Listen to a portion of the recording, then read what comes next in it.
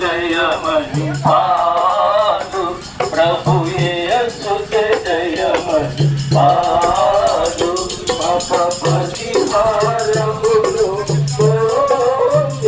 పాప పరిహారములు విశ్రాంతిని కలుగు చేతమని అభయ యేసుక్రీస్తు వారు సెలవిస్తున్నాడు. దేవుడు లోకమును ఎంతో ప్రేమించను కాగా తన అద్వితీయ కుమారుని విశ్వాసం ఉంచేవాడు నిత్య జీవం గలవాడని ప్రభువైన యేసుక్రీస్తు వారు సెలవిస్తున్నాడు.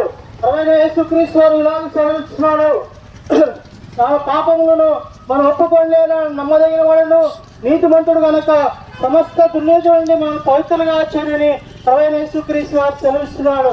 ప్రయాసపడి పాపం మోసుకొంచిన సంవత్సరం జనులారా నైతకు రండి, నేను మీకు విశ్రాంతిని కలుగజేస్తున్నానని ప్రభువైన యేసుక్రీస్తు వారు సెలవిస్తున్నాడు. ప్రభువైన యేసుక్రీస్తు నందు విశ్వాసం ఉంచము, అప్పుడు నీవును నీ ఇంటి వారును గొప్ప ఆత్మరక్షణ పొందుదురు. హిందూపూర్ గ్రామవాసులారా, ఈ మధ్యాహ్న కాల సమయంలో మీ మధ్యకి ఈ విధంగా పాటలు పాడుకుంటూ మీకు ఒక సంతోషకరమైనటువంటి శుభ సందేశాన్ని తెలియజేయాలని మీ మధ్యకు వచ్చినామయ్యా అమ్మ. జీవగ్రంథమైనటువంటి పరిశుద్ధ గ్రంథములో సృష్టికర్త అయినటువంటి దేవుడు భూమిని ఆకాశమును తన నోటివాపు చేత కలుగు చేసిన దేవుడు ఈ విధంగా రాస్తూ వచ్చారు. ప్రయాసపడి పాపకారం పోయిన సమస్త జనులారా నా దగ్గర నేను మీకు విశ్రాంతిని కలుగు చేసేదని ప్రపంచ వారు తెలియజేస్తున్నారు.